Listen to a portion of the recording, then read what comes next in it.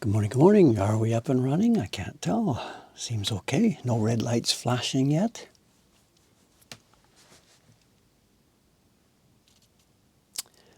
Okay, the outside camera, we've been calling it a fish cam. For the next few months, it'll be a river cam. The camera's in exactly the same place, but instead of shooting straight down into the river, it's shooting up across the river there. So. Someone said it's 3 centigrade in Ome, and I said it was 7. Well, it's 7 inside the room here. Maybe my body heat has got things warmed up. I don't know. It's 7 right here. Maybe it'll hit 10 by the time we get out of here today. So the problem, of course, is this room. Although it's well insulated, there's no heat source. So, you know, the construction has been going on for years. Everything's beautifully insulated, but with no heat source during the night, everything just goes back down to whatever the ambient temperature is. So the ladies next door, I don't know if you can see the door. No, we can't see it. There's a door behind me going through to the next room. They have a panel heater and they have carpet heaters. You know, the things that housewives get for their kitchen to stand on and warm their feet. Christmas. Oh, Sokai, you're still on the 25th. My apologies then, not to mention anything about it. Good. Happy Christmas to those of you. It's the 26th here, of course. It's morning of Boxing Day. I had a great day yesterday. Nearly threw my back out, and man, did I feel it. When I went to bed, I was just almost, it was so much fun. I was almost crying. I was so tired. So, we got some video. I'll show you some video later on. It's the new shelves, of course, the bunk beds. The bunk beds are now starting to get filled up. That's what yesterday's project was filling bunk beds with boxes. Oh, it's Christmas dinner. So it's full. Okay, well, we may have a very low viewer count today. It's fine, no problem. My God, John, if you're supposed to be going for dinner, please don't sit here. My God, get a life. Paper out, I have no idea. Well, actually, I do. The answer is no. I don't know if there's any printers coming in Asakusa today, but I'm here in Ome. I'm not taking paper out. I've got my own paper, which we'll be seeing in a minute. My work today here, which I'm not quite sure if I'm actually going to be able to do, but whatever. But no, the paper is not out. Okay, it's going to be a bit of a mixed stream today. A couple of things. I know. The work I brought with me so that I would have something to do here today is embossing work. I've got some new prints from Kubota-san, and my job is to emboss them here. So last night, getting things ready, I put this here on the table. I went to the next room and got a shock. There used to be 2 printing stations there, where Shiba-san works and where Tsushima-san works, and now there is only 1 printing station there. And without, telling me about it, they have taken 1 printing station. Tsushima-san has taken it home. And she, I guess, wants to work from home from now on. But they didn't actually sort of talk to me about this. So this is a big empty space in the room next door where there used to be a printing station up till a few days ago. And she has taken all the tools, not her tools. She's taken all the tools, brushes, barons, everything. She's taken them all to her house. That's okay, but my problem is I need to do this embossing today. I need to do the embossing here today, and all the nice barons are over at her house. They're gone. So I looked in the drawers. This used to be my own printing station. I'm sitting with my feet in this thing. And there's a few random barons left in the shelves here, ones that nobody ever wants to use. There's a metal ball-bearing baron, which I got a million years ago to test and to try out, and which I used actually when I made that large scroll print. I needed the power from this. Then there is baron number 3, which was in the box from Ayumi-san, and it's dead flat, and you couldn't print. We'll try, but I don't think we're going to be able to print with it. This is actually historical for me. We have baron number 17, which is a piece of plastic with string wrapped inside it. And it's all I had for the first couple of years here in Japan to do printing with. So I made a bunch of prints with it, and we'll see now if we can make it work for embossing.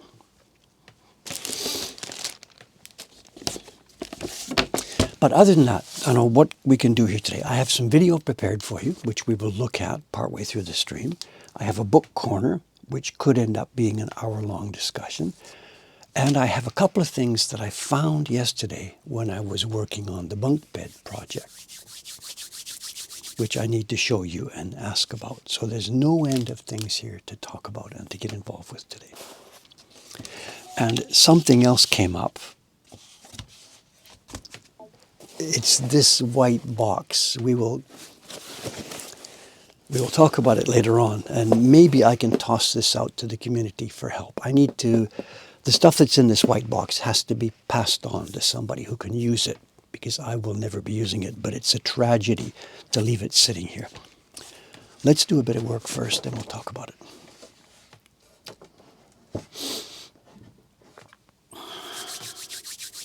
Someone says, grab a wooden spoon. Yeah, right. Spoil 100 prints. Old tennis shoe will work as a baron in a pinch, Dave. I don't get that one.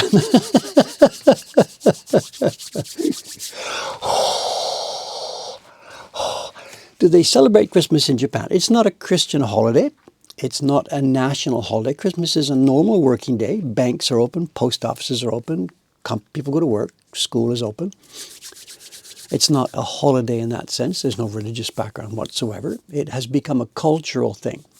Japan has, of course, seen that Western countries have this thing called Christmas, and they've imported the idea of let's do something special on that day. Again, nothing to do with Christianity or whatever, all those sorts of things. It's just that let's pick some of the iconic things, like the red hat with a white trim, the concept of red and white decorations. The swimming center, the fitness center where I go to, has put a Christmas tree in their lobby. They did that a few weeks ago. Malls and shopping centers will have Christmas trees, again, because it's become a thing. And the one that everybody's going to mention here too, of course, is, and I saw some stats last night, and it said Kentucky Fried Chicken, KFC here in Japan, is expected to serve 13 million servings of fried chicken. I think this was the Tokyo count. You can Google it. You know what it is. So KFC fried chicken for Christmas has become a thing here. Quite a number of years ago, it became a thing. And for them, it's actually, although it's good, people will go to their place to buy food, which is what they want, it's a plus minus. It means the next 2 weeks, no one is going to KFC, because KFC means Christmas Eve, Christmas Day chicken. So they take 2 weeks worth of all their business into one product and stuff it into 3 or 4 or 5 hours. So it's a huge logistics problem for them. I read a magazine story about that years ago, which said they're just like, they tear their hair out. They go crazy, lineups around the block for a few hours and then nothing for 2 weeks. It's the thing, you can Google it. KFC Japan Christmas, if you Google it. It's an astonishing cultural thing that's happened. Nobody knows how long it will last, but it's a very, very, very big deal. It's also flowed over, cascaded. When I went to 7-Eleven yesterday, on the way to Ome here, I picked up my lunch yesterday, dinner yesterday, and lunch today. And they got a huge display, ready-made fried, deep-fried fried chicken. So it's cascading. It's become a thing in the country.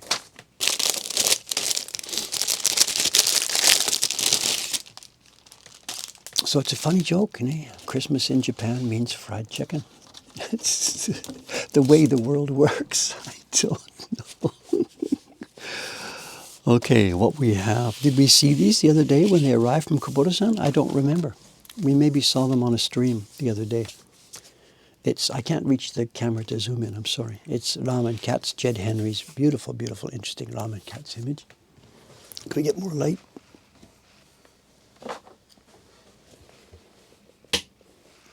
No, no difference.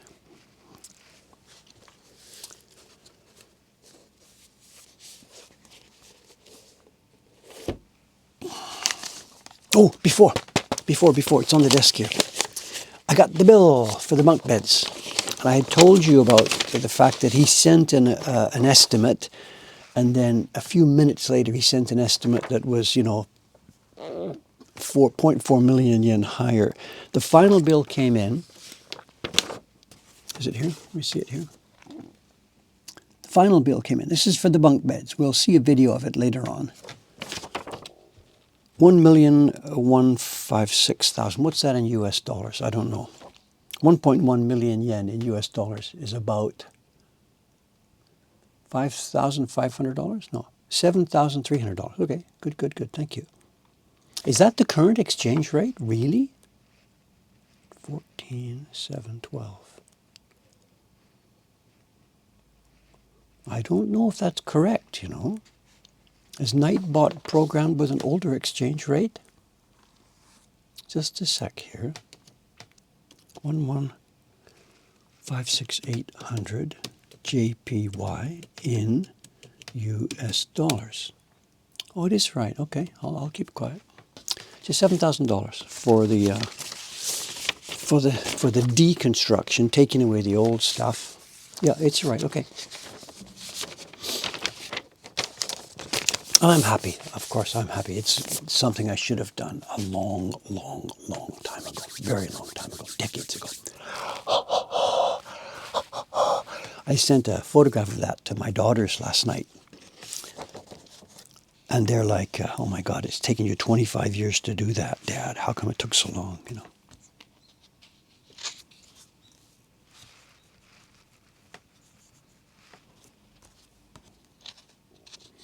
Okay, that's the location. Now I need to do a test here because of this barren. So up on the edge of the paper that doesn't matter, which will be cut off. Let's try one of these barrens.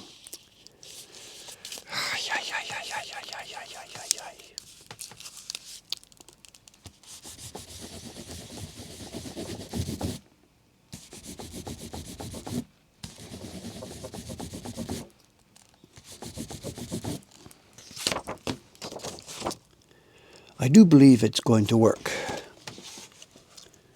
If we can see it there. I can't see because I'm blocking the camera view. I think it's going to work.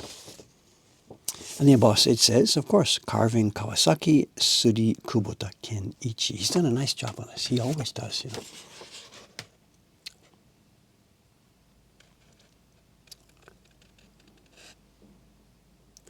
The 3 cats that Jed did for us years ago, it's no connection with our 8 views of cats. But they're steady sellers. The printers are kind of bored. Here we go again. I've got to do the same print again. Okay, here we go. Let's get this in the right place.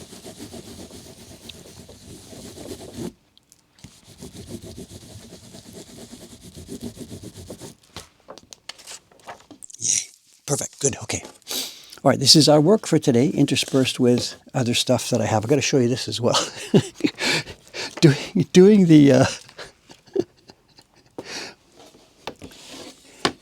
doing the work upstairs there. Now that the bunk beds are finished, I'm going through the humongous stack of boxes of stuff here. And there's going to be, over the next few months. Did you see it? The streak. That was the blue streak. My God, I should have shut up earlier. Did you see it? He went right to left. You must have seen him in your little... That was the king.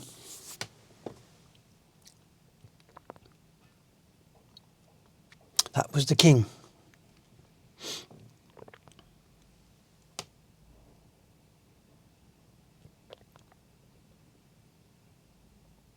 How do they survive in this weather? My God, how do they survive? Excuse me a second.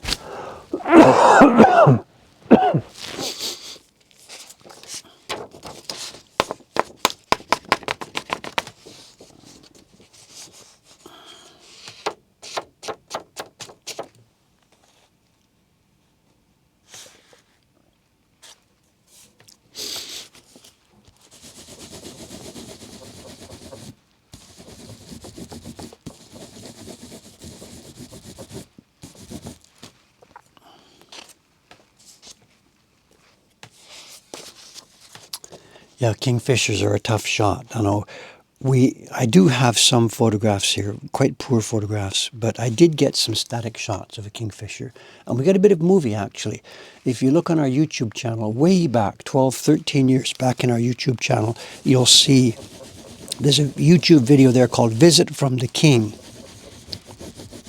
And what had happened was there had been a typhoon that year that had taken down some trees and some brush upstream. The heavy rains had knocked a couple of trees down and dumped some brush in the stream, and it was flowing down. And a bunch of the brush got tangled up right here in front of my place. You can see the river there in the bottom. The river is pretty clean right now. It's just stones and water. But if you imagine a pile of like a beaver mess, a beaver dam, whatever, was right here below me. It wasn't blocking any water, but there was, and the point being, it had sticks and stuff all over the place. And the king here decided that one of those sticks was going to be his perching spot for a while. And for the next few weeks, until the next heavy rain blew it all away, he was here daily. And if I had had any brains, I would have called some professional photographers or something, or got people in here, big lenses, and because it's like being in a bird blind. He can't see us, but we can see him. But anyway, I did. I got my own little video at that time. This is 14 years ago or something.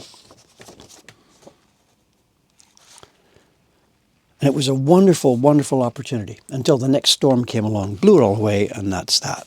So what I should do, if I was serious about it, and if I was out here regularly, I should artificially do that. Build something that the kingfisher would maybe like to use as a perch. I'm not sure if my fish friends would like that, but whatever. Don't get excited. It's not a dramatic, wonderful YouTube video. It's an old camera, a bit funny. I watched him and I watched him and I watched him, and I tried to get it when he dived down, and of course that was impossible.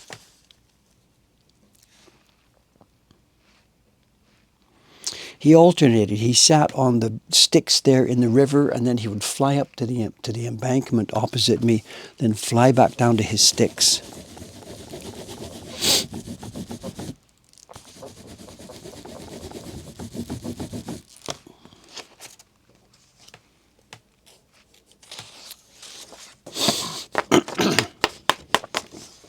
Aren't there enough natural perches for him? Yeah, I guess so. Of course, he makes a living out here doing his job. But as it happens, that one there, he decided that was a really good deal.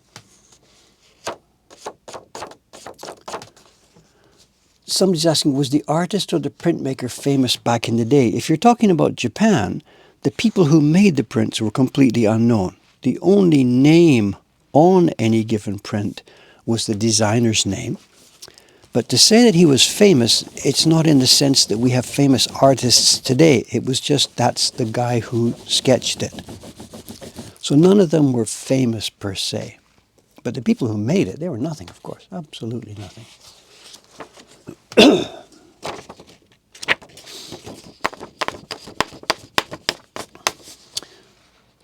Someone's talking about, I got the great wave and put it back in its packaging right away. I heard that light can hurt woodblock prints. Okay, there's a bit of a mixed story here. The prints that were made back in the old day, in the Edo time here, or perhaps up until Meiji time, those kind of prints were made with no thought whatever that they would be preserved. And the pigments that were used for them were actually natural pigments for the most part, boiled up from a tree bark or sifted from flower petals and stuff like this. The pigments in the old days were for the most part very, very sensitive and very fugitive. And this is why you hear about the museums. They don't want to put their stuff on display. They do them in dark rooms. They hide it after 2 days and stuff like this. Because the old prints are indeed fugitive. The prints you get from Mokuhankan and other prints that are being made all through the 20th century are not made with that kind of extremely sensitive pigments. The pigments you see on this are mostly, at the end of the line, they come from chemical factories, whatever. It's chemical compounds or mostly mineral pigments, mineral compounds. They are not vegetable in origin for the most part. And they are as strong as any normal pigment you will get these days. I can hang this up, I can put this here, it's okay. Direct sunlight shining every day across your frame will absolutely destroy it. Direct sunlight will kill anything, including modern work, normal contemporary room light is not a major factor. These prints will survive you. They'll survive your kids as long as you keep them out of direct sunshine. So if you got the Great Wave from me, and that's made with Prussian blue, which is one of the strongest ones on the planet, you don't have to worry about it. Just common sense. Don't have to look at it and hide it straight away. That's not how it works.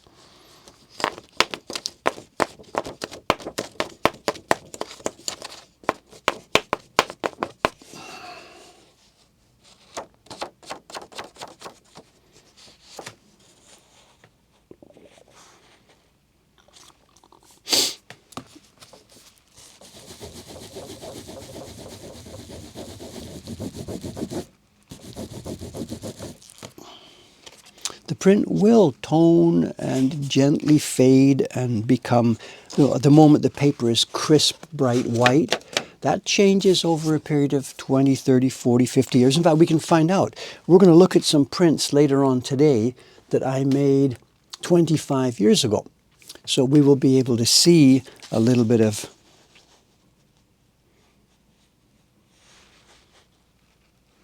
the physical sheets we're going to look at, I made 25 years ago into a print.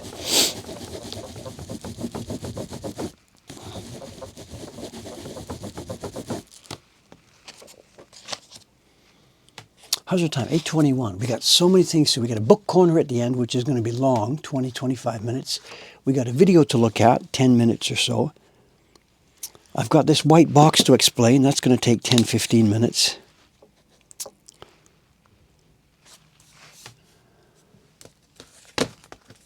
Would I consider sometimes doing a demo of how we make up our pigments? There's a video on our YouTube channel about that. Cameron and Suga-san together made a video about that. I wasn't involved. It was in the tutorial group. And they went back to the kitchen together, got some pigments and ground them up and put them in the jars and got them ready. So we do have a video about that.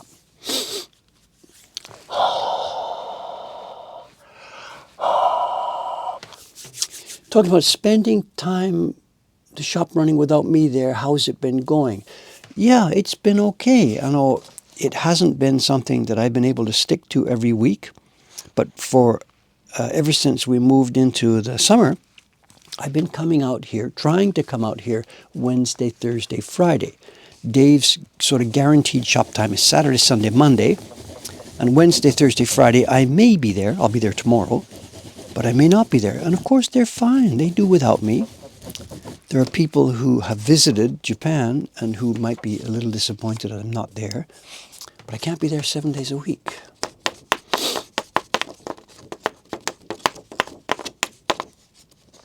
Book review today is Ethics and Other Liabilities. Sorry, Tom, no, I don't know that there's enough there to talk about.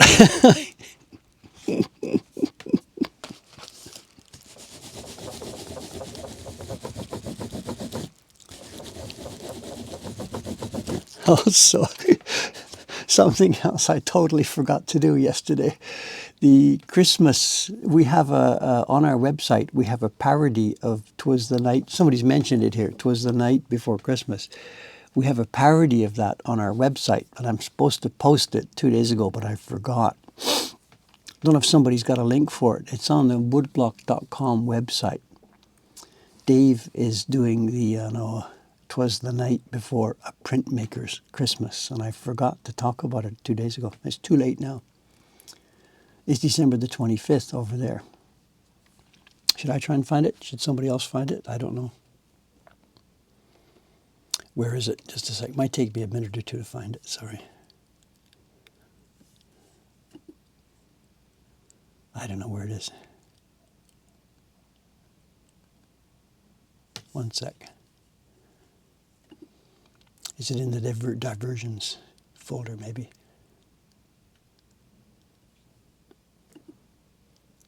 I got no idea where it is. Here it is. Christmas. woodblock.com/diversions/xmas/index.html. Has somebody found it? Okay, here we go. This is too late. HTTP.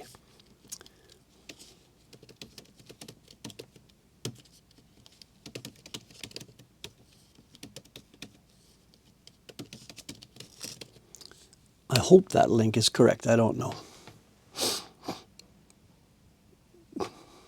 Is that it? I don't know. No idea.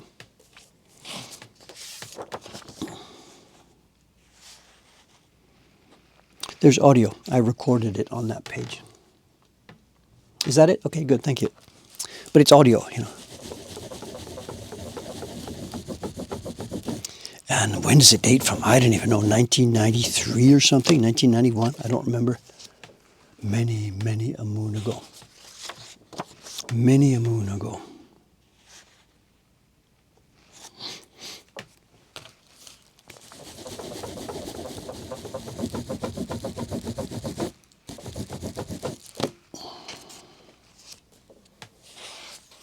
$1997, okay. What's that, 1997? I can't even count that height. It's 28 years ago.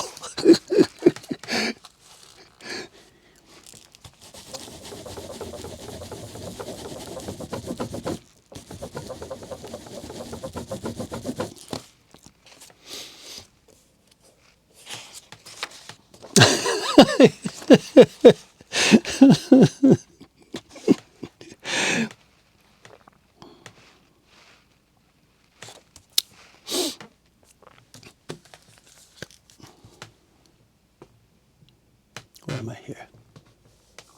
You're talking about the albums. Hang tight, hang tight. That's part of our book corner. That's not the book, but it's part of our book corner today. Who was that? Telegraphica. Telegraphica is telegraphing what's coming up.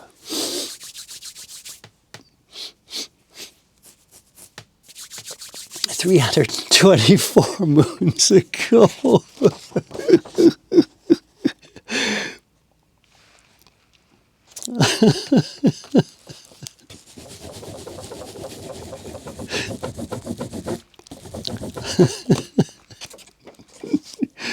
Should we show the video in a minute? I don't know. It's just what I did. I did a walk around yesterday when the carpenters with the bunk beds. And I didn't see any of the construction at all. And they came over, we talked about what I needed. I gave them instructions, we drew sketches. And then I got out of here, and I didn't see any of the construction whatsoever. Nothing. I came back yesterday. So what I did was yesterday, I knew the shelves were finished. I had seen photographs of it. So I stood outside got out of the taxi with my backpack. And I thought, okay, well, let's do this. And I got my Pocket 3 out of my pocket and said, okay, let's go. And I walked into the house and I was seeing the shelves for the first time. So that's what we'll see in a few minutes. Dave seeing the shelves here for the first time. So bunk beds, shelves.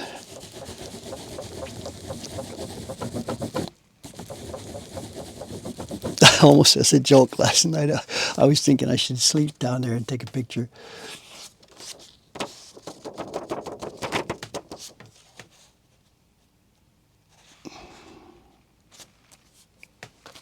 Man, Kubota-san has done such a nice job on this.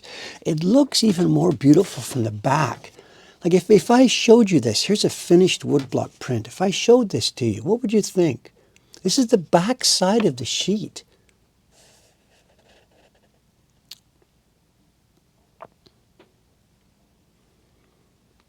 It's not just Kubota-san, it's the quality of the paper. This is Iwano paper. This is not Murata paper. This is Iwano paper. And it's incredible, You could design prints like this. The key block doesn't come through very much because he's printed it following my instructions. He's printed the key block with a fairly light gray and with a light amount of pigment, so it doesn't push through to the back. But the colors are done with a good, rich, saturated pigment, and they go right deep into the paper. That's the back side. It's glorious, absolutely glorious. The other thing he's so good at, And you think this is easy, man, you got to try this, because this is one of the most difficult things in our job. What he's good at is evening the tone. Nothing sticks out as being too strong and nothing is too weak. There's deeper tones and there's lighter tones, but they have the same depth. I don't know what word to use. Nothing sticks out. This is so difficult. So difficult. If we've got printmakers here, you can verify this for me. It's incredibly difficult to get your blend just right.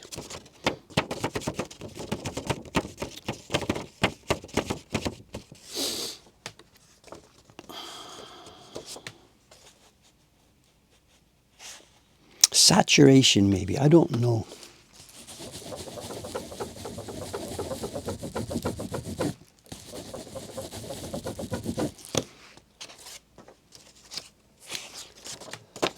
I'm embossing. Yes, sorry if we didn't explain. People are just joined in. We're embossing the names. It might be difficult to see in the flat light here.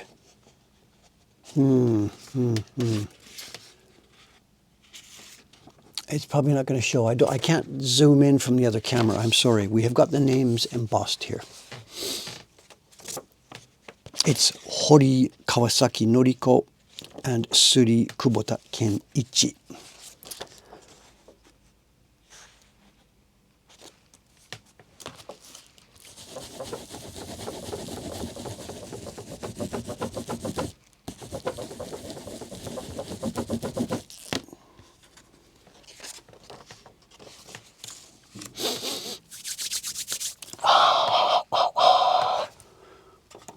It's a bit difficult to see because it's here's our, oh, we've come up now. What are we, 9?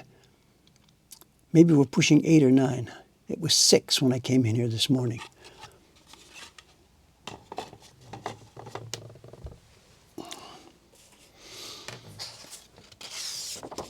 It's not chilly because it's a window. And in fact, this is interesting. This is a perfect way. If you sat me here on this platform, on a little lazy Susan, and I put my hands up and rotate with blindfold, eh? And if I blindfolded, turning around, all around the room, I wouldn't be able to tell where the windows are.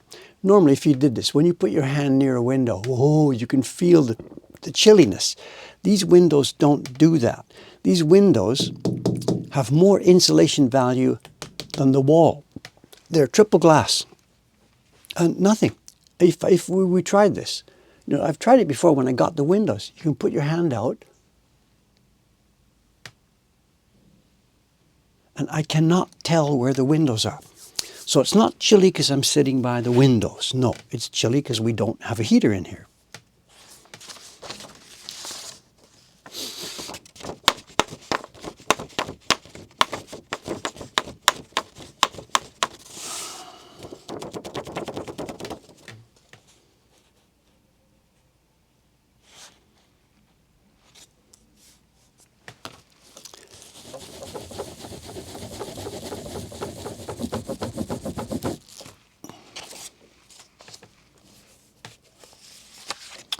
Why no heater? Because the insulation isn't finished. And also because I'm never here. I'm not going to build a heating system when Dave's not here. It's coming up. We did the bunk beds upstairs. Next job is the staircase to come down. In fact, that corner, you'll see a few months from now, that corner will have a staircase coming down from upstairs. And then the next job after that will be a heating air conditioning system for this room. I also can't do that at the moment because there's not enough electricity here. The building, which is a 2-story house up top and 2 massive bunkers below, only has a 40 amp electrical service. And there's no way we can do anything heating and cooling down here without any more amps. So that will be another job. Call the electrical company, boost us from 40 to 80, maybe 100, I don't know. Get 80 amps into the building. And then we can do upstairs the 2 floors of the house and we can heat these bunkers down here.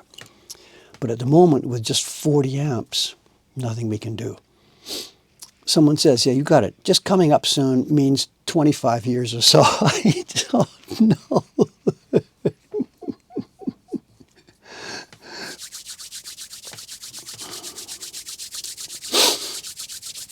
Yeah, you've got 200. I mean, this was built 35 years ago, you know. 40 amps was normal. People were not running air conditioners back then.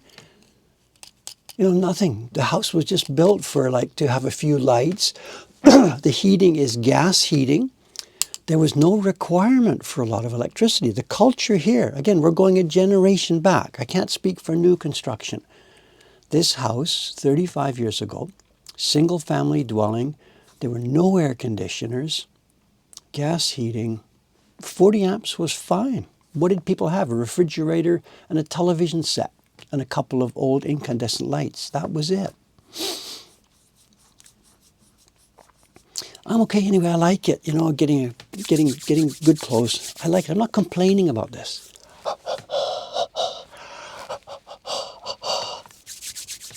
Okay, let's look at that video. Let's look at the video. First, let me wake up the drive. I've learned I've got to wake up the hard drive first. Come on, you drive. Wake up, wake up. There it is. The hard drive is now awake. Okay, we're going to play a video. As I said yesterday, I came from the station, got out of the taxi, put my Pocket 3 in hand, and I walked down through part of the building. You've seen this on a previous walkthrough of the building. Okay, let's just have a look at it. This is yesterday afternoon. That's, of course, the building. This is Mokuhankan, my Ome house. Nishiyama-san is here, downstairs working. That's her car. Instead of going in the front door, let's take a shortcut. Let's cut through. Oh, I've got to fix that paper in the window. Sorry about that. And there are going to be lots of comments here about the rust. I know, hang on, it's on the way. We will get it done one of these times. Here we go. Look down towards the river.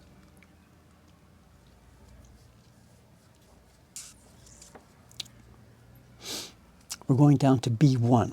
At the moment, I'm sitting in B2, further down those stairs. This video doesn't go down that far.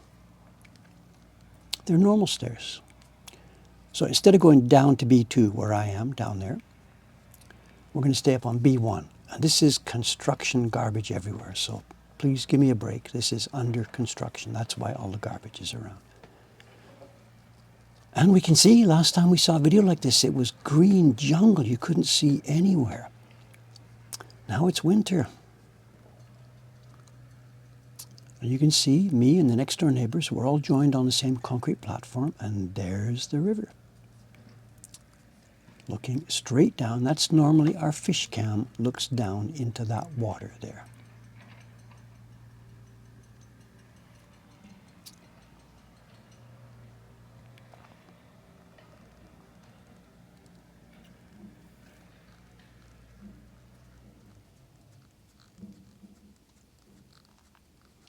So here we go into B1. This is Dave's about to see the new bunk beds. Yeah, I own the house. No, I bought it 24 years ago I bought this house. That pile actually no longer exists. Yesterday afternoon, that pile went onto the bunk beds, and here we go.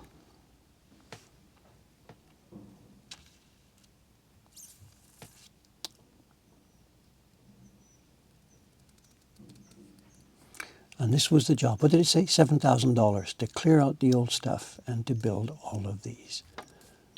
And the idea is going to be on that wall, those shelves will be wood blocks.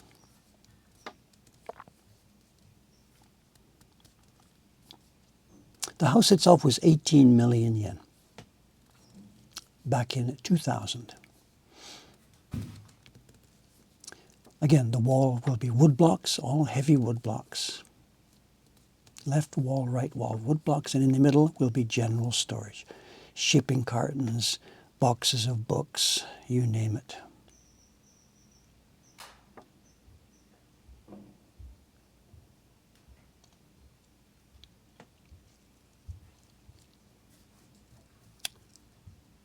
And I haven't yet got lights. This guy didn't do electrical, so I myself am going to have to do the electrical. I'm going to put lighting underneath. Excuse me. I'm going to have to move the lights that are up on top. Okay, there's the wood blocks are going here.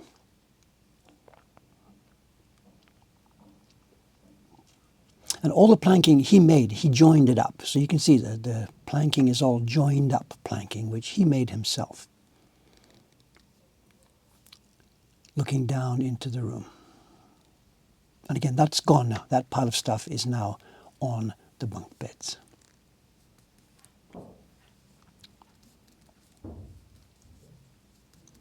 I'm crouched here. I can't stand up top. I can stand up at the bottom, but I can't stand up top, although all of our staff can.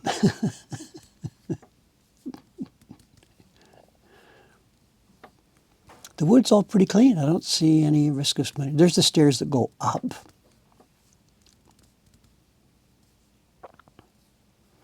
The space where the pile was is the wood workshop. There's tools there. There's a table saw, a drill, a plane, a router table. That's the wood shop.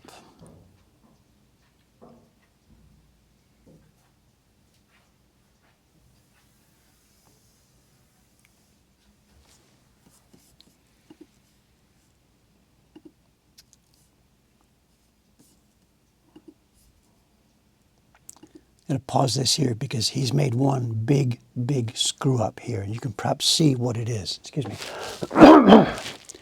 And I tripped on that yesterday. At this point where the stairs go down, he has left the edge rail right at the top of the stairs, and I tripped on it yesterday. Not while doing this video, because I was sort of being careful with the video, but later when I went up there, back and forth, and that's, somebody said it's lethal, and that is lethal. And I called him up yesterday, and he came over. And I said, you got to chop that out of there. And he says, well, I can't. It's structural. And I said, you figure it out. You've got to chop that out, because I nearly killed myself yesterday, and there's no way we can leave that. So he's like, yeah, okay. I didn't fall, because the shelves on the right supported me. I reached out and grabbed the shelf on the right. But this is lethal. So I'm not sure what to do. You can't raise the whole rest of the floor. So I'm thinking put a brace underneath it and chop that out. So someone's got it. Lawsuits, yeah. So that was a mistake. I'm a bit disappointed because these guys have done such a good job. I'm kind of disappointed that they would do that. Japan, you know, Japan is not cool on stuff like this, you know.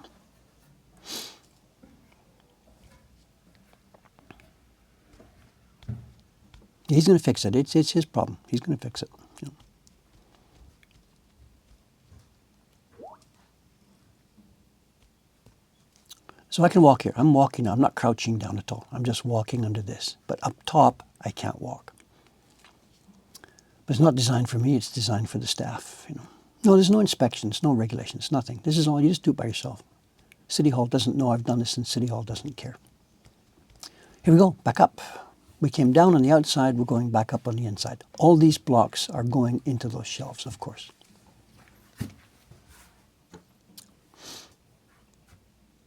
We're back up to the entranceway.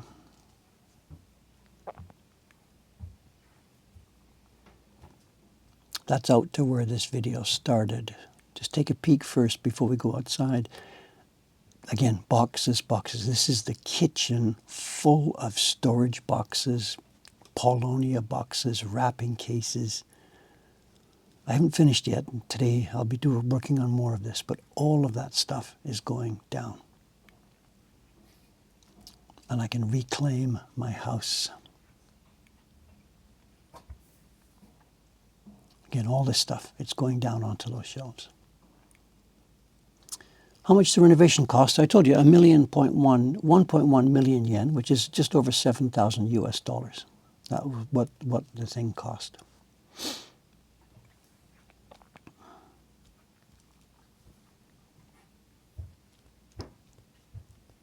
And just to finish off, we go back outside.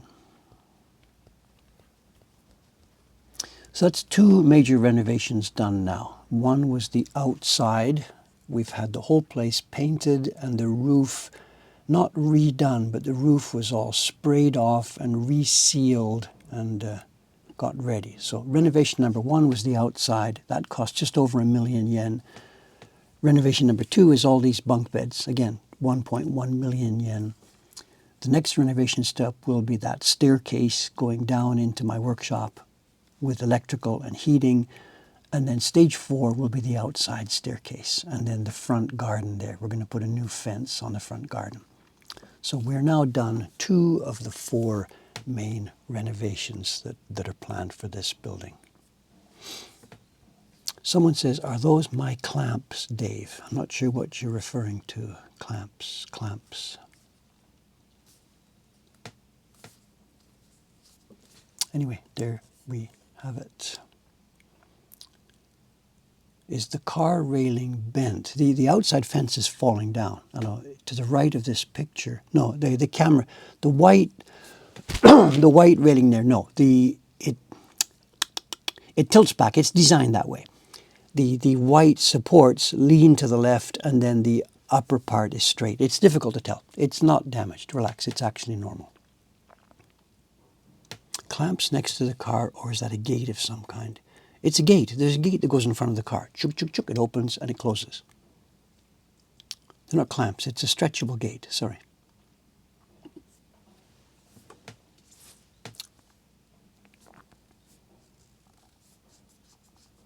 Yeah, 7K, I'm happy, you know. I'm very happy. I mean, this is it in Japan. Wages are so low. You know, the amount we pay our staff here, we're paying actually for the work people are doing and for the environment, we're paying way, way more than anybody else in the area. But if you took the numbers and compared it with, say, Europe or England or something, it sounds like I'm paying slave wages. It's really funny. We don't know where it's going to stable out. There's 2 years in a row people have got a raise here, and we're planning another raise for April because we're so beneficial. We're getting so much benefit from the exchange rate. You know, we have our yen price for the subscriptions. We translate it into dollars, but we get so much more from the dollar side because the yen is so weak. So.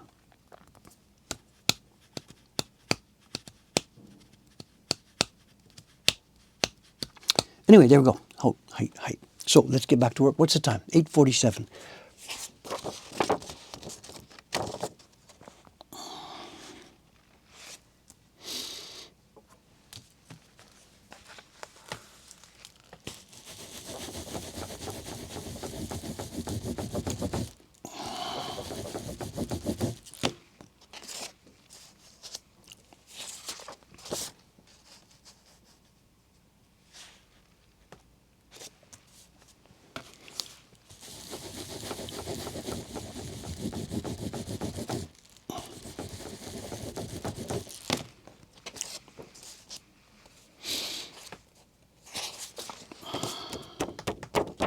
The bunk bed room has no control whatsoever. It's an empty concrete shell. And actually, we really don't specifically want climate control.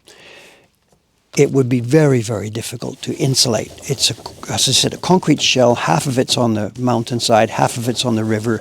To insulate that would have been a massive, massive job. And we don't specifically want it.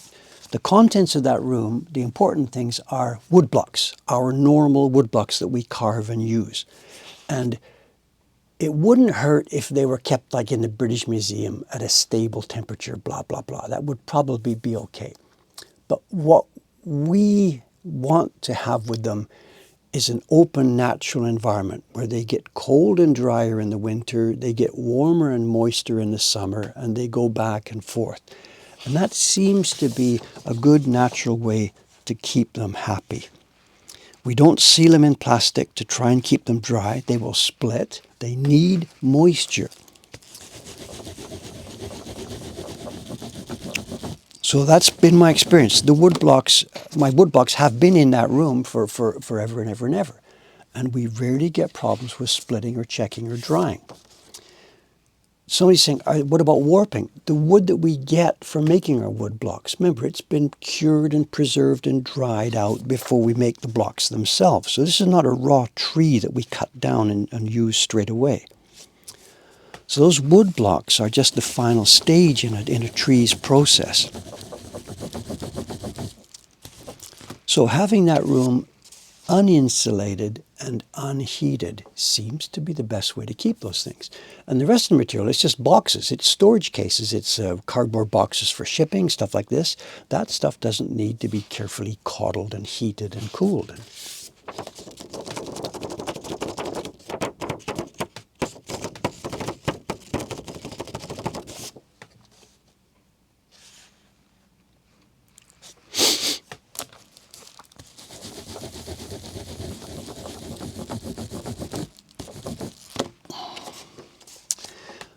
Someone's asking a question that reminds me about something else here.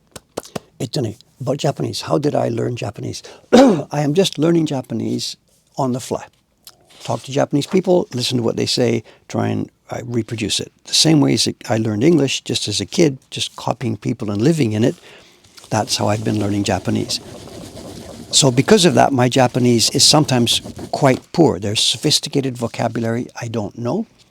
I can't read and write the financial pages of the newspaper at all, of course. I can read everything that comes at me in normal daily life, get in a restaurant, get in a train station, whatever, stuff like this. That's fine. I can read that sort of thing. But my language skill is very pointillistic. It's heavy in areas that I have good knowledge of, and it's totally weak in other areas. But it's all very casual. I'm not proud of that. Well, I'm proud of being able to get around and speak and go on TV and do all that stuff, but I'm not proud that my level is always here and will never raise because I didn't study. If you're young now and you want to come here, yeah, get to classes, study, do the writing, do the reading, get the tapes, do all that stuff. But Dave's generation didn't do that. But speaking of this, what did somebody say? I've never heard you directly speaking of it on YouTube. But starting last week, you can now hear Dave speak Japanese on YouTube because our channel has been selected as an early adopter. This is by YouTube. Our channel has been selected as an early adopter of the new dubbing that's happening on YouTube. There's 7 languages. I forget what they all are. It's English, French, German, Spanish, Hindi, Japanese. 7 languages they're doing. And any video on one of these selected channels that goes up is now dubbed by YouTube. You want to hear my year-end update that we put up last week on YouTube. You want to hear me speak Japanese. Konnichiwa, Mokuhankan David Buru desu. Hajimemashite. Whatever it was that I said, I can't remember. It comes out of my mouth in Japanese. Check the video. There's a new, what's it called? Audio tracks. Before we had a selection, you could select the captions in different languages. Now there's a new selection under the gear called audio tracks. And you can hear me speak French.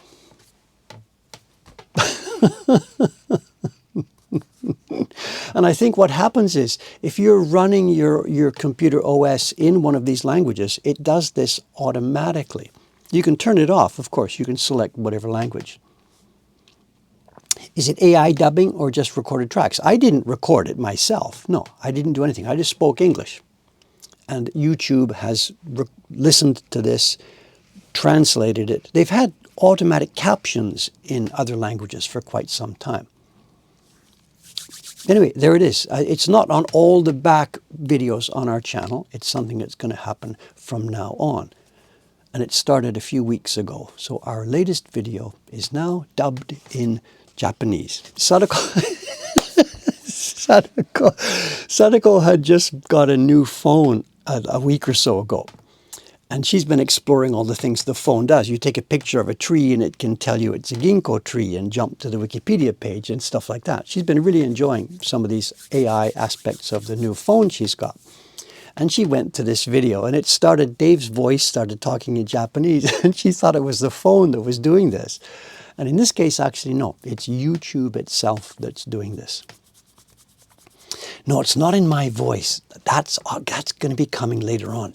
I have so much video there that they know what my voice sounds like. So they haven't dubbed it with Dave's voice. They've just dubbed it in Japanese.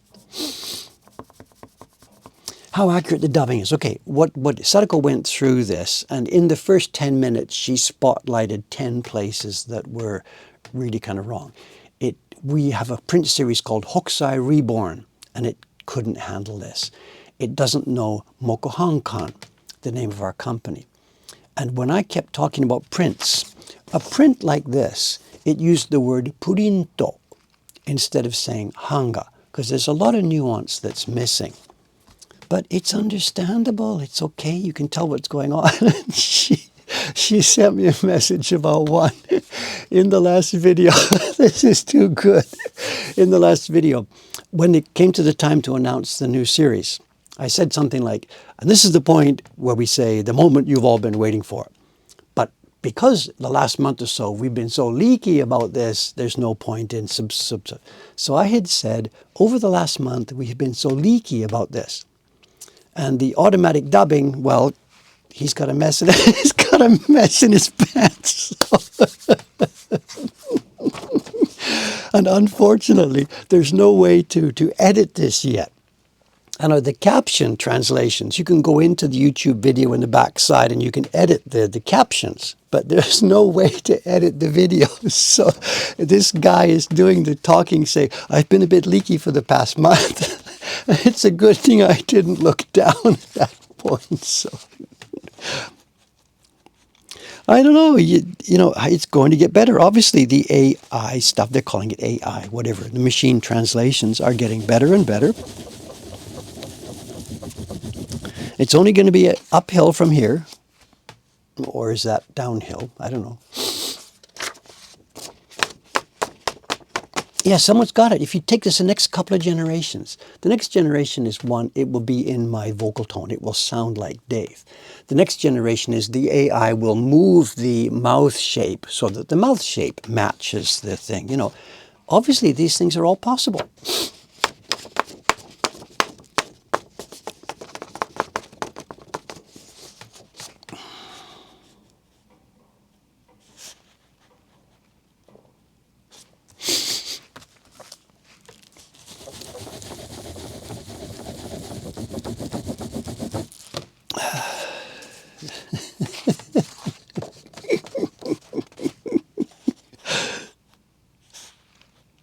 Yeah, my mouth's hidden anyway, so it doesn't matter what language I'm speaking, right? I can speak Japanese, Nihongo de mo iishi, Ego de mo iishi, I can speak English, I can speak Japanese. It doesn't matter what your mouth does.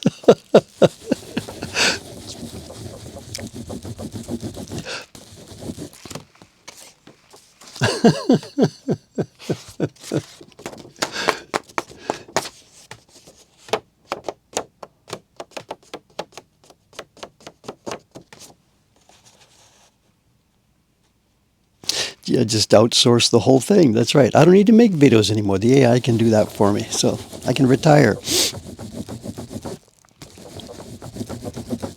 Go and sleep in my bunk beds.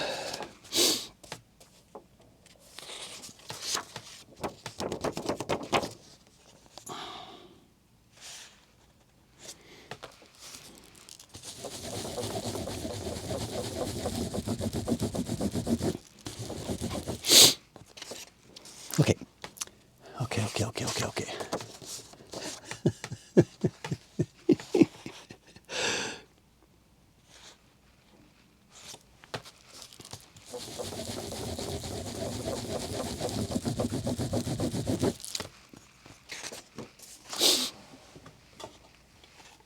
We're nearly at 10. Dave's body heat. My body heat is filling up the room.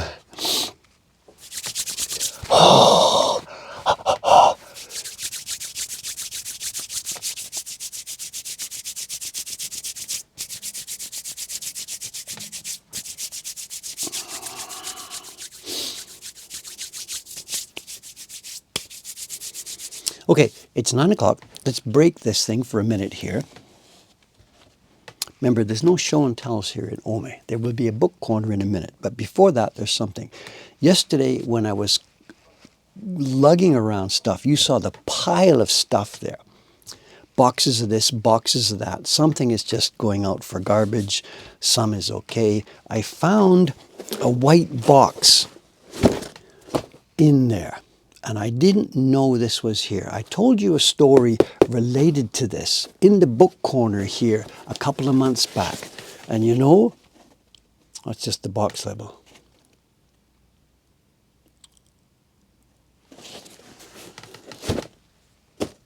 I didn't know this was there. Memory's a funny thing, you know. I've been telling you stories about stuff I did 40 years ago, 50 years ago, in full confidence that I'm telling you the truth. And for the most part, I think I get it right. I try to avoid exaggerating. My dad was a super exaggerator. If he came in for dinner and said, you know, wow, I blah, blah, blah 3 times today, then it means it might have been twice, almost certainly it was once. But he had a built-in exaggeration factor that numbers would always be exaggerated. And when I was younger, I ended up copying this and realizing that, Dave, you can't do this. Your dad became known as a liar, you know, try not to do this. So as an adult, I've tried really to suppress this. And when I tell stories, I've tried to keep the stories as accurate as possible. Yeah, shit, 3 times yesterday. Yeah, it was 3 times yesterday, you know. I've tried to do this. Anyway, so how accurate, though, are the things that I remember? I showed you a book, and I showed you some sketches and some drawings about making a harpsichord. And I wrote a book. We have a good laugh about this. You know, it's like Dave's book on paper making, whatever. So we showed the books that I wrote about making a harpsichord.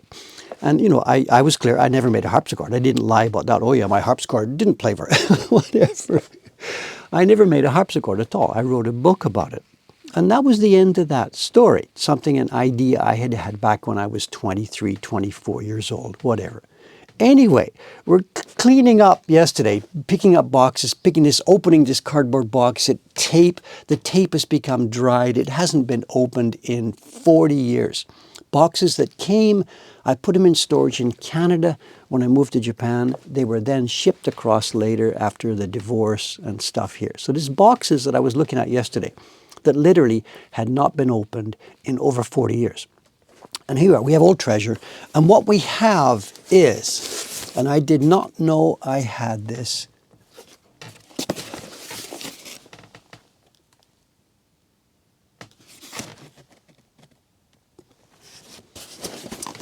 it's harpsichord parts. And just put up straight, I do not have any use for this, but what we have is stuff like this. We have felts. We have plastic Delrin type stuff for making the jacks. We have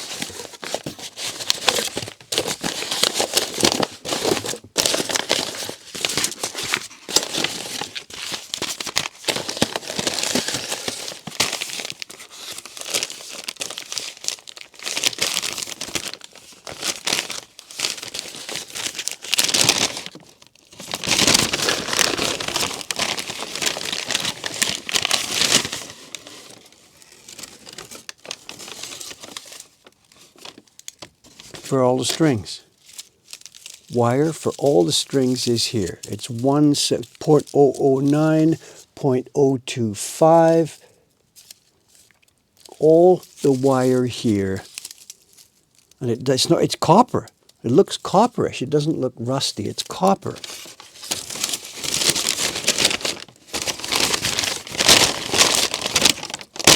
That must be a complete set of wire for making all the strings, all in different thicknesses. Plastic parts, little packs numbered 132. I have no idea where this all came from.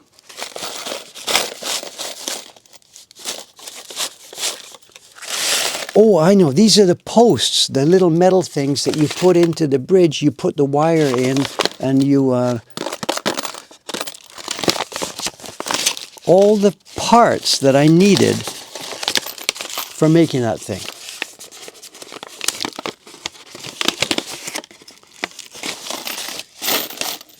Yeah, look at this.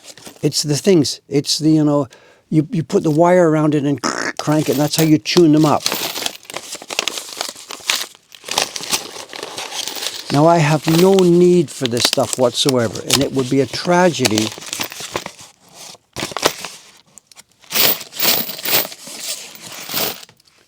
for this stuff to die here. What is this? These are the black. Again, more parts for the strings.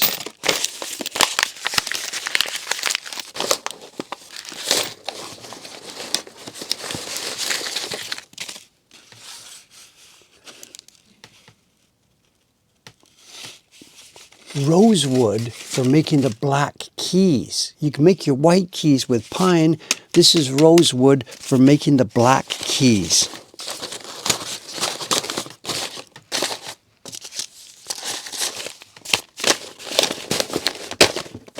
if you know of somebody that can make a home for this, whatever. No, I'm not going to make a harpsichord. No, no, no. But if you know of somebody that can use this or who could... I have no full inventory of what's here, but basically it looks like all the physical, the non-wood parts for making an Italian-type harpsichord. And here they are sitting in this box. And it would be a tragedy just to let them sit here forever and ever and ever.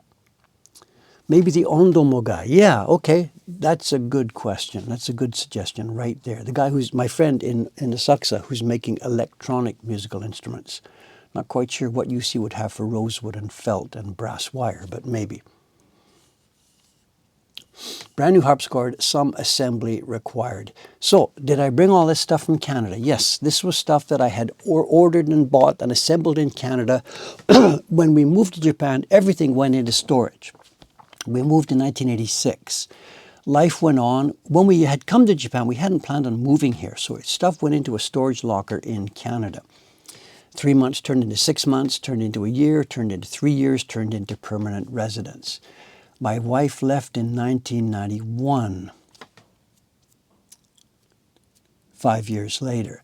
We divorced in 93, 7 years later. And at that point, I flew over the storage locker. She took her stuff. I took my stuff. I shipped it back over to Japan. So all the things in boxes like this came to Japan in the early 1990s, just emptying the storage locker. She took her life. I took my life. And that was that. You know, very common story among many families. And now for the first time, this is coming unearthed because for the first time we've actually got storage room here and we can see what's going on. Yeah, I could put it in Yahoo Auctions. I don't know that it would make any sense. I don't know. College or university, Baroque music specialist. Yes, okay, thanks for the ideas here. Thank you, thank you, thank you. About the Japan Harpsichord Society. That sounds like a good idea. Okay, thank you very much. Good. Lots of suggestions coming here. They won't stay there forever. Someone will throw it in the garbage after I'm dead. Yeah, no, that's what I would kind of like to avoid, but whatever. So, thank you for the suggestions. We'll have a look at it later. I'll see all this later. What I'm also curious though is where did I get that stuff from? So there must have been somebody in the world, America, Europe, who was supplying these things.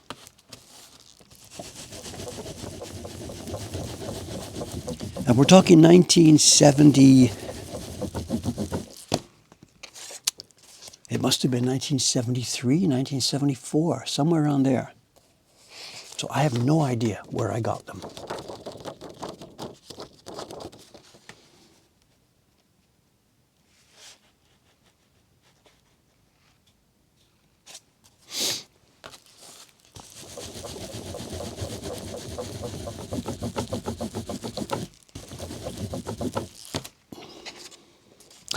So Dave got to step 1, think about making a harpsichord. I then got to step 2, plan it quite carefully. I got to step 3, document what you're doing. Step 4, gather all the materials together, get ready. Didn't quite get to step 5, actually do it. Paris, maybe. I really don't know. I'm sorry. There's nothing, there's nothing at that. It says harpsichord parts. That's my handwriting.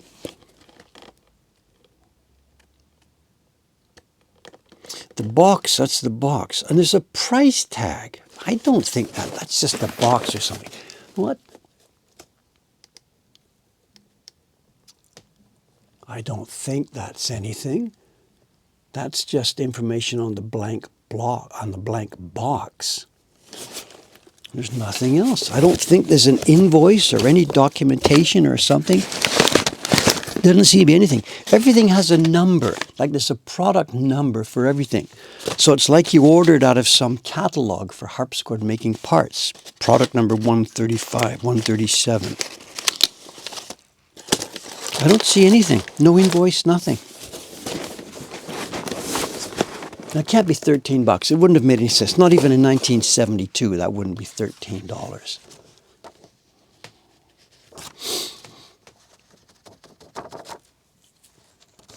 Could it have been New York? There was a couple of people who were making harpsichords in America. Hubbard? No. Zuckerman? Was Zuckerman selling parts?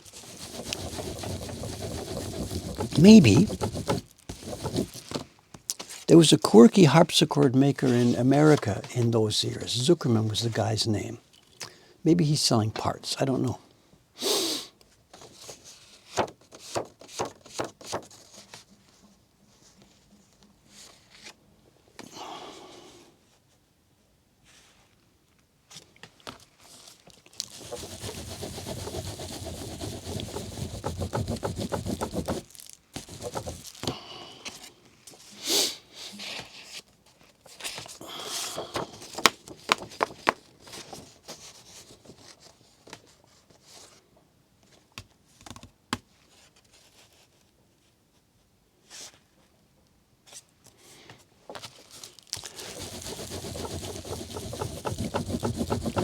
Okay, there's something else too to mention before I forget. It's kind of a tease. Today's Thursday. On Saturday, I'll be back streaming in Asakusa, and I will be printing. This is not a surprise. All through the rest of the month here, I will be printing. But what I will also be doing is we have received from Murata-san the rest of the paper, the 10 kilograms of kozo fiber that you saw in the early videos, earlier streams here. When I went out to Echizen to do streaming from the paper maker, you saw Murata-san, you saw her making paper. We had sent her 10.2 kilograms of kozo fiber. That has now all become paper. The first earlier part of it I've been using to make the takeoff print, and on Saturday you will see me printing more on her paper with the takeoff print. But I have received now the full batch from her, and it turned out that to make the sheets that you saw, a sheet of paper enough to make 8 prints, we had sent her 10.2 kilograms, and she was able to make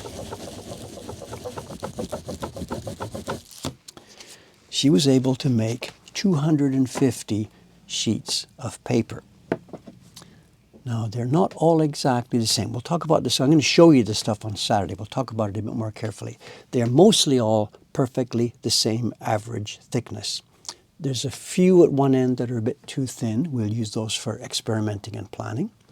There's a few at the other end that are a bit too thick. And I had asked her to make some thick ones because we want to test this paper quite heavily with some very, very strongly overlaid colors. And there's a dozen or so which she feels are defective. Got a little mark on or something when they came off the drawing boards. But 250 sheets of paper. This is way, way, way more than I had expected. What we had been worried was that because we weren't using clay, which adds to the filling amount, because we only used rice in a fairly small quantity, that was going to decrease the sheet count. Also, we did the process called kamidashi, where you saw it. We washed out and washed out and washed out, and white clouds of starch floated away in the water as we washed it. That decreases your volume and your sheet count. I had been really concerned that we would get a low sheet count. And of course, it depends on the size, X kilograms of kozo. How many pieces of paper depends, one, on the dimensions of your paper and how thick you have called for it. So this is not an absolute number. Please remember this, don't forget it. 1 kilogram equals 25 sheets. That's not how it works. The specific size and thickness that we want, it turned out 1 kilogram, which the fiber cost me 8,000 yen. So for 8,000 yen worth of fiber, 1 kilogram, we got 25 sheets of paper. And each of those 25 sheets will make 1, 2, 3, 4, 5, 6, 7, 8. So 8 times 25, I can do that in my head, that's 200 prints. So each kilogram of fiber is making 200 prints. Now the fiber cost me 8,000 yen. Point being here, the raw materials cost for the paper that we're making for our prints, it's free. It's free. So back and forth, talking with Murata-san, back and forth, back and forth, back and forth. We have arranged with her, and there are people out there who are not going to like me for this, Adachi and the other people, they are really not going to like me for this. We have told her, charge me for this paper, let's take Iwano-san's price for the same stuff, Living National Treasure, Iwano-san, paper for the same stuff, and I've told her to charge me double. We want to establish a new base for that, the way this is done. They haven't been able to make a living, paper makers. They haven't been able to hire apprentices. They haven't been able to pay higher prices for the fiber. The people are leaving, blah, blah, because there's no money in it. So we've told her just to start right now. She's going to bill me 3,000 yen per sheet for that paper.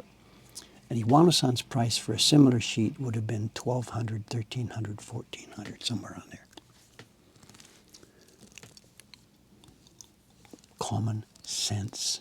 Common sense. Flow the money through from the collectors, through the printmakers, into the paper makers, and flow it back. But man, I'm going to get in trouble for this. I am really, really going to get in trouble for this. If the people from Adachi were sitting here talking to me about this right now, you know, they would say, Dave, it's easy for you. You're selling stuff in dollars, so you get more yen for this. Check. They'll say, it's easy for you. You've got a wonderfully sophisticated accounting system. You don't need 3 people in the back room doing accounting and all that stuff. Check. Dave, it's easy for you. You're not selling to a wholesaler, to shops. They have to get profit. They have to get a profit margin. You're selling direct to the people who want the prints. Check. Dave, it's easy for you. You don't have an executive level, a kaicho, a shacho, 2 sub-shachos with the limousine waiting outside and the black guy with the driver with the white gloves, the black car, you know. Check. Companies that do all those things want their paper price to be as low as possible and their selling price to be as high as possible. We don't have those things. But if Adachi was sitting here talking to me, he'd say, you know, you're cheating, you're cheating.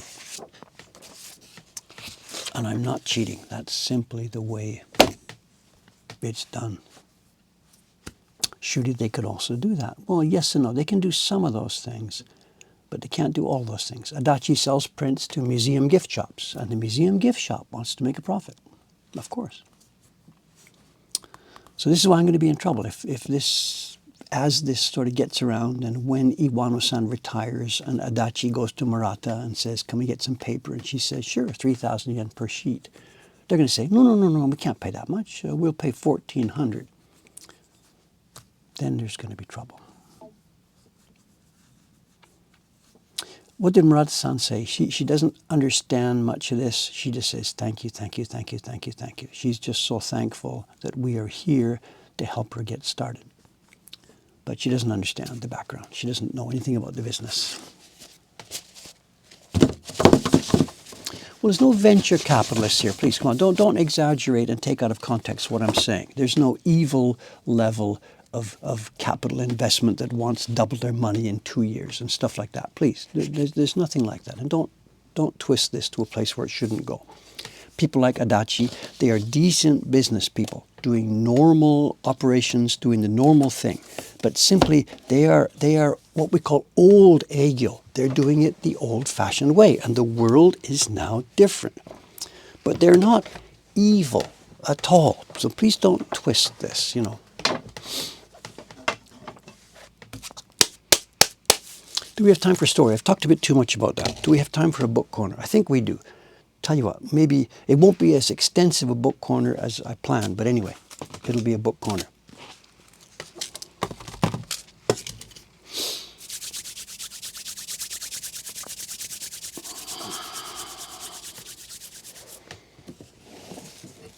Yoisho. Now, that thing, it may not become a problem with Murata-san, because as she gets established, and if Mokuhankan keeps steady, stable business, we may become her only customer.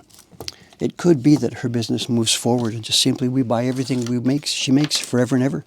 And when Adachi comes knocking on her door, she may just say, sorry, I'm sorry, don't have any paper for you. Did we get up to what? We've got up to 10. I think we're up to 10 now. Okay, the book corner. This is not a book you're going to run out and buy, because this is expensive. Probably now it's expensive. It's this. It's a 2-part book called The Art of Surimono. And this must have been published, I had it before I came to Japan. I think I got it new. So it must have been published somewhere in 1983, 84, 85, somewhere around there. And my copy has been used and bashed up and beaten up.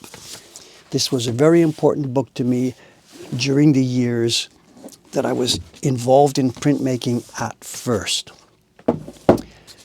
I had already tried making prints by the time I got this book. I was interested already. I had seen Surimono prints in a gallery in Toronto.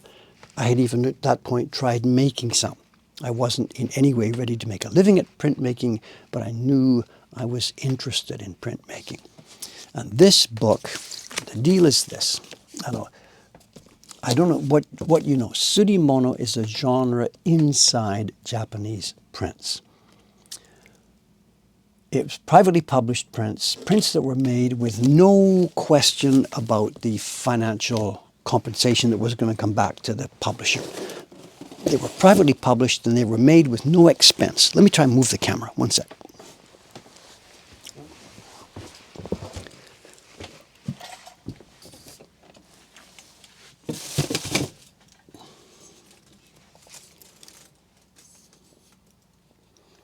It might be reflective, I don't know, we'll see.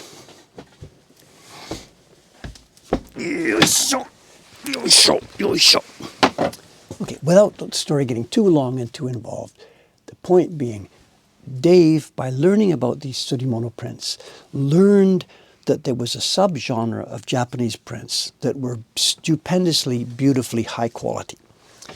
That's, in a nutshell, that's what this book conversation today is all about. There's a library in Dublin, Ireland. I've never been there. It's the Chester Beatty Library. It's a museum slash library, whatever. And the guy who ran it was interested in a whole lot of things, but among the things he was interested in, Chester Beatty, was Japanese art. And he hired Jack Hillier. Jack Hillier, long dead now. He's the guy who put together collection of books that is now in the British Museum, the top collection of Japanese printed books ever assembled. It's in the British Museum. And he hired Jack and he said, away you go, build me a collection of Japanese Surimono prints. And he gave Jack two rules. Rule number one, only the best perfect quality stuff. If there's a defect, if it's torn, if it's faded, if there's a hole in it, throw it away. And then he gave him a money limit, and I forget what the number was. This is back in the, oh my God, 1970s. He must have given him a limit like 100 pounds or 120 pounds or something like that. And at that time, that was doable because beautiful Surimono prints like this, the privately published prints, they were going for like 25 pounds each on the market in London. So Jack did this, and over the next, I guess it was 8 or 9 or 10 years, Jack went out into the market and he bought for Chester Beatty and for this collection, he bought massive quantities of the top quality, best preserved, most interesting Surimono prints that existed. So the collection now in the Chester Beatty Museum is beyond belief. It could not possibly be in any way replicated today. And it's an example of just whatever, the most gorgeously printed, beautiful objects that have ever been made by the hand of man. No, it's not embossed, it's just a pattern. I'm trying to find a page that I can zoom in on to try and show you what the deal is all about. And it's not so much any single print here, it's just the collection overall. Well, this might do it. Can we zoom in? You're going to get a reflection here, can I? I don't know. The photographs in the book are okay. It's too bad that they're not done with a bit more thought of putting three-dimensionality into them. And also, Mr. Beattie did something, at his museum did something that we don't do anymore. He stamped, embossed CB, thickly embossed into every one of the prints in the collection. And that's not done anymore, but whatever, can't be helped. The print is still beautiful. Long story short, Dave got this book, whatever, just happened just before I came to Japan, 1985, 1986, somewhere around there. And I brought this with me. Heavy as it was, I brought it with me. And this became my, what is it? One of the goals. I want to make prints like this. I want to make prints this beautiful. Money, no object, doesn't matter. I just want to make prints as beautiful as can possibly be made. So once I got started as a printmaker, the Poets series, the 100 Poets, they weren't Surimono type prints. They were large, quite simple prints. Doesn't matter, they were selling. I was able to make a living doing them.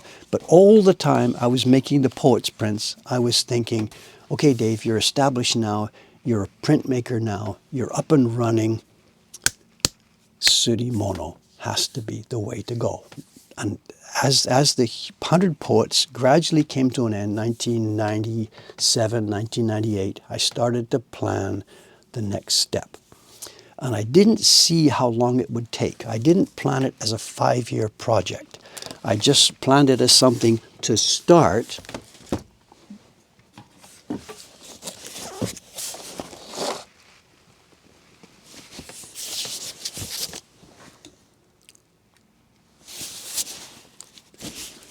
But what happened was, after watching the Chester Beattie book for years and years and years, I made in 1999 the Surimono album.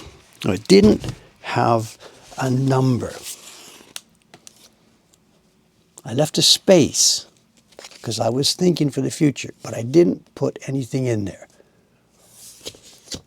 And I made prints that I thought held to that ideal. Beautifully made, nothing to do with money. Is it economical or what? Nobody. Who cares? I don't care. And I started the project of making beautiful, small-scale woodblock prints that would have that same mood and feeling. I thought I could make 10 in a year, and the first year I did. The second year I started again, and I kept going, and I kept going. And it turned out that it took 5 years, or I spent 5 years on it, making small-scale, beautiful prints. Each one chosen with something to give me technical practice, something I had never done before. Now, the first album doesn't have anything actually replicated from the Chester Beattie collection. I didn't have the skill set for that. But by the time we got to number 5, they were now having numbers because this was a thing. By the time we got to number 5, I was doing it. I was replicating prints from that environment. Number 5 is mostly made up of actual Surimono reproductions. Not all of them from the Chester Library, but from other sources. And I had reached basically the goal of being the printmaker I had always dreamed of being, able to make prints at that level. Carved by me, printed by me. I did them in editions of 200 each.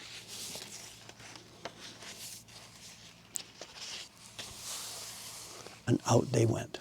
So it's kind of a long game, you know. Kind of a long game. Something you can see, keep it in mind, think about it. Is it worth doing? Work towards it. And Chester Beattie's long dead by the time I made these, but it would have been fun to have been able to send him some of these and say, thanks for the inspiration. You put the money on the table building your collection and showing it to us all. Someone said, would I reprint any of them again? Yes, of course. Our problem now is that the current staff, we have printers in Mokuhankan, are not quite able to do this. These are a pretty high level of sophistication. And we have some good printers for us at Mokuhankan. Some of them are. Here, this one. This print is in the Mokuhankan collection, as is this one. So some of these are now in the Mokuhankan catalog, but the ones that are the tightest, most beautifully made Surimono, we still don't have a printer yet who can handle this. Kubota-san could if he would, but he won't. He doesn't want to do this. Kubota-san certainly has the skill level to be able to do this stuff, but he doesn't want to. He's not interested in climbing higher mountains. Kubota-san at the moment wants to sail through his retirement. And none of our other printers, Aimi-san, Dei-chan, Ishikawa-san, they're not ready for this yet. If we keep at it, maybe, I guess, they will be at some point. So again, I'm sorry, this is not a book that I'm going to tell you got to go run out and buy, whatever. Looking on the bookshelves here, I'm trying to pick up books to show you books that had an impact on me, that had a meaning and that affected my life in a certain way. And this is another one such book. I don't know if it's still around. I'm sure you can get it in a used bookstore, but the scholarship in here is out of date now quite a bit. This was published in the 1980s, so 30 years of scholarship has changed, and a lot of the things that are mentioned in this book are different now. And the photography is not all that great. It's mostly black and white. It's mostly small scale. So this is not a book where I would say, you've got to go and get this, and wow, look at the wonderful prints. Because the physical presentation really is not what it could be. So I'm sorry, it's not, as I said, it's not the book. Run out and buy this right now. It's a bit of a story, just a book that I saw that had a huge impression on me, teaching me and showing me something that was out there, that was worthy of climbing towards. So that's all that is. So, are the blocks for these in Oma? Yes, the blocks for these prints, yeah, they're right upstairs actually. They're finding a new home right now this week. I should have thought of that. I should have brought the blocks for one of those. Okay, whatever. We'll be back here again. We'll be back here. Remind me next time we're having an Ome stream.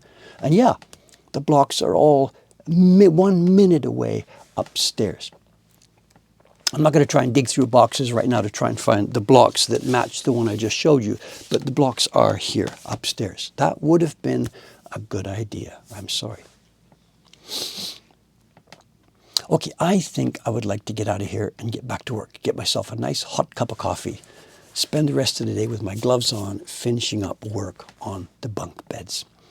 Saturday morning, we will have a printing stream. I will be printing on the takeoff print. I don't know what block I'll be doing. I can't see that far ahead. But the second batch is now underway. And in fact, just one thing to check before I sign off. Subscriptions are still open for the takeoff print. Dave will be doing the first 2 batches, the first couple of 100. But we are now up to 318. So the people joining now are going to get a Kubota version of the takeoff print. They won't get my version. They'll get a better one made by Kubota-san. Okay, I think that's it. I think that's it. Thanks for sharing your time. I guess, have we done this today actually without mods, I think? Karen said she's going to be off with her dad. John, I think, was off for Christmas dinner. Koringami, I didn't see his name here, so maybe we have slipped through this whole stream with no mods. Oh, Karen is here. Sorry, I didn't notice. Oh, Koringami's here. Okay, I'll keep quiet. Sorry, I didn't notice. Sorry. Okay, I was just thinking out loud that that's a reflection on how our community here is, that even when we don't have any mods, it doesn't seem to make any difference, whatever. So I apologize to you guys. I'm sorry. I didn't really scan the chat very carefully. I'm sorry. Excuse me. Okay. Just thank you to our mods for helping out here. Okay, guys. See you Saturday morning. Thank you very much. Signing off here now. Okay. See myself to the door. Me too, Korin-san. Me too. I'll see myself to the door. Thank you very much. 3, 2, 1. See you on Saturday. Bye for now.